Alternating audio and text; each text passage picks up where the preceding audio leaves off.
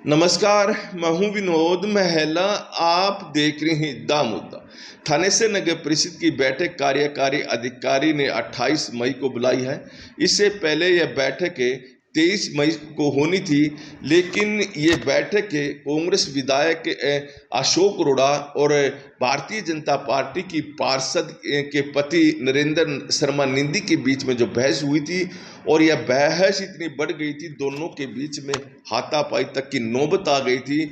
और दोनों पक्षों के लोग एसपी के पास पहुंचे थे और शिकायत दी थी। और यहाँ तक कि देखा जा रहा है कि उसके बाद जो सियासी पारा है पूरे हरियाणा का गर्म हो गया था। हालांकि अब तक जो वातावरण है बड़ा तनातनी वाला चल रहा है। भारतीय जनता पार्टी के कार्यकर्ताओं ने प्रदर्शन भी किया और कांग्रेस वाले प्रेस कॉन्फ्रेंस के जरिए जवाब भी दे रहे हैं। मामला पूरा गंभीर चला हुआ है। और देखिए, अब 28 मई को यह बैठक बुलाई है। इस बैठक में जो एजेंडे रखे गए वही एजेंडे जो 23 मई की बैठक में होने थे, कि जो फाइनेंस एंड कॉन्ट्रैक्ट कमेटी के सदस्यों की नियुक्ति, और दूसरी की जो अध्यक्ष है माफी डांडा, वो अपनी तरफ से कोई भी एजेंडे इस बैठक में रख सकती है। तो देखिए, अब जो ये 28 मई को बैठक होगी, इसमें क्या होगा। इस बैठक में जो बुलाए गए हैं, सांसद नवीन जिंदल को बुलाया गया है, विधायक अशोक अरोड़ा को बुलाया गया है, उपायुक्त को बुलाया गया है और जिला नगर आयुक्त को बुलाया गया है। जो थानेसर नगर परिषद की अध्यक्ष है माफी डांडा आएंगी, और जितने भी पार्षद हैं वो तमाम इस बैठक में इनवाइट किए गए हैं। लेकिन सवाल फिर वही खड़ा होता है, क्या इस बैठक में जो पार्षद महिला पार्षद हैं उनके पति या उनके कोई रिश्तेदार इस बैठक में शिरकत कर पाएगा या नहीं कर पाएगा।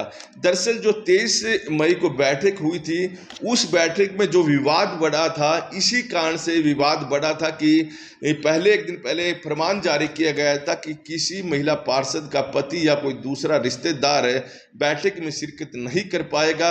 लेकिन देखिए, तो बैठक शुरू होने से पहले ही महिला पार्षदों के पति हो या फिर दूसरे रिश्तेदार हो अंदर चले गए थे, और अंदर ही विधायक अशोक अरोड़ा भी बैठे थे। विधायक अशोक अरोड़ा ने कार्यकारी अधिकारी से पूछा था कि ये लोग कैसे अंदर आ गए हैं, और फरमान पहले ही जारी किया गया था, तो इस फरमान की तो धज्जियां उड़ रही है।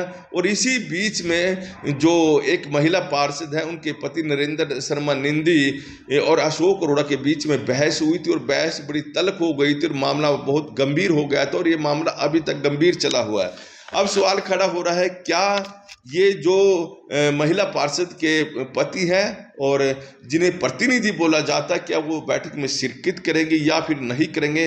क्योंकि अभी तक जो 28 मई की बैठक होनी है, इसमें वो लोग शिरकत करेंगे या नहीं करेंगे, इसके बारे में कोई फरमान अभी तक जारी तो नहीं हुआ। हो सकता है कि कल हो, लेकिन मामला बड़ा तनातनी वाला चल रहा है। और जो कांग्रेस के लोग, उनका कहना है कि भारतीय जनता पार्टी ने एक षड्यंत्र के तहत अशोक अरोड़ा के साथ बहस की है और उन पर हमला करने का प्रयास किया है।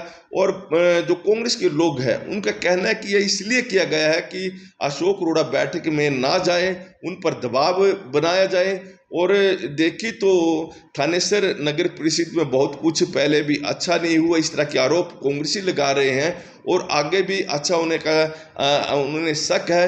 इसीलिए भारतीय जनता पार्टी के लोग अपनी चौधर बनाए रखने के लिए, कुछ भी करने के लिए इस तरह के अशोक अरोड़ा पर हमले किए हैं। इस तरह की आरोप कांग्रेस पार्टी के बहुत सारे नेता लगाते रहे हैं।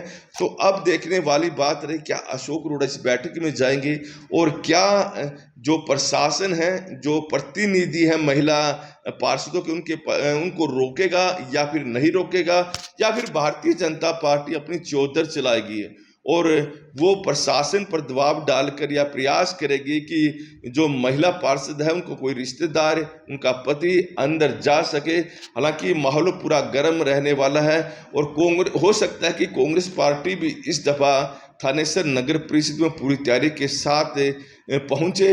हो सकता है कि थानेसर नगर परिषद के आसपास कांग्रेस के कार्यकर्ता बाहर खड़े रहे, और यह भी हो सकता है कि भारतीय जनता पार्टी के लोग भी इस दफा अच्छी संख्या में अपने समर्थकों को लेकर जाए।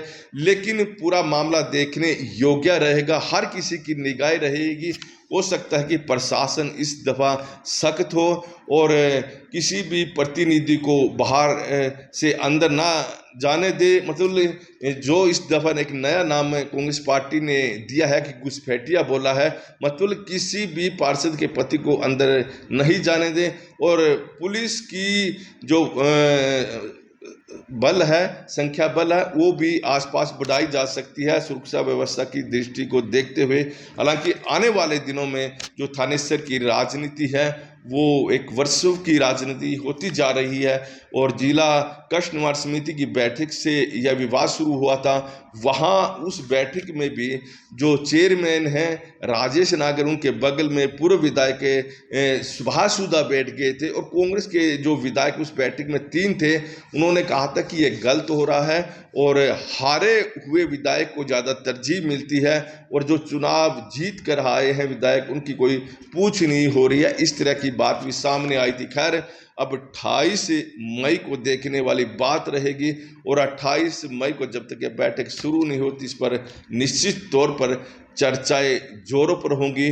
आप क्या सोचते हैं, क्या इस बैठक के अंदर महिला पार्षदों के किसी रिश्तेदार को अंदर जाना चाहिए या फिर नहीं जाना चाहिए? आप अपनी राय जरूर बताएं।